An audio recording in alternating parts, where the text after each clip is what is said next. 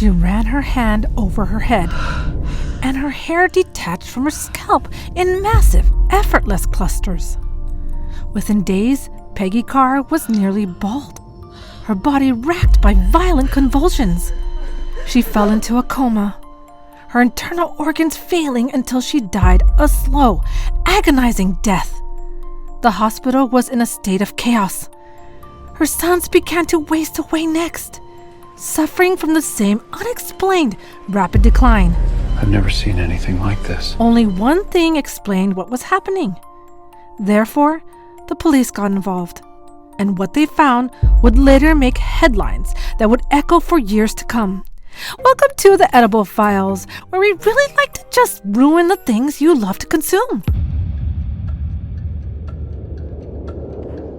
In 1988, Susan Gorick looked at the most intense exam in front of her and felt the weight of a dead woman's life. This was the single most dangerous moment of the early investigation. The entire operation would have collapsed before it started if she failed. To get into the room with the suspected genius, George Trepal, Susan couldn't just make friends. She had to prove she was one of his kind. Our only way in is to join Mensa ourselves, and I'm the one who's going to do it. She had to legally qualify. Therefore, she spent weeks in a state of high-pressure study, knowing that if her IQ score didn't hit the 98th percentile, she would never get near George. The wait was agonizing, but she didn't just pass. Under her alias, Sherry Gwynn, she scored high enough to be officially inducted. She wasn't just an outsider anymore. She was a peer. Therefore, when she attended the Mensa Murder Mystery Weekend in April 1989, she looked like a brilliant woman seeking a new social circle. She found George soft-spoken and arrogant. I'm sorry, but that's impossible. Oh, really? And Susan had to hit the perfect balance of intelligence, smart enough to pique his interest, but naive enough to let him believe he was her mentor. I found the concept of a paradox. For 15 months, Susan lived in a state of hyper-awareness. Every time George tested her, he was looking for a crack in her intellectual armor. The danger was physical. Sherry, come over here for a sec. In one chilling close call, I brewed this in my home lab. George handed Susan a small bottle of a homeopathic remedy. Here you go. Thank you. Susan had to play the grateful protege I made it myself. It's to help calm your nerves. while knowing her friend was a serial poisoner. She rushed the vial to the FBI. Lead. It had lead. George was already experimenting on her body.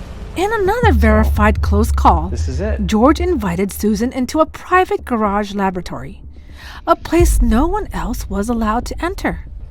As she stood among the beakers and mystery novels, George handed her a home-brewed beer. Susan knew the Carrs had been poisoned through something they drank. But to refuse could spark suspicion. To drink could mean death. Sorry, I'd love to have a beer, but I'm on a diet. George watched her with a critical eye. She survived, but the psychological toll was massive. She was befriending a man who, at some point during a recorded conversation, told her that the Carr poisoning was just a personal vendetta. He had spent years observing the Carr family and knew they rarely locked their doors. During a window when the home was unoccupied, he walked right through their unlocked door and into the kitchen. He took the 8-pack of 16-ounce glass Coca-Cola bottles back to his own lab. George possessed a professional bottle capping machine. He used a tiny tool to meticulously pry the metal caps off without bending the edges. Then added the thallium nitrate. To the naked eye, they were factory perfect. He returned the bottles to the kitchen and watched through his window for weeks as they drank the poison. The checkmate came when George and his wife decided to move out.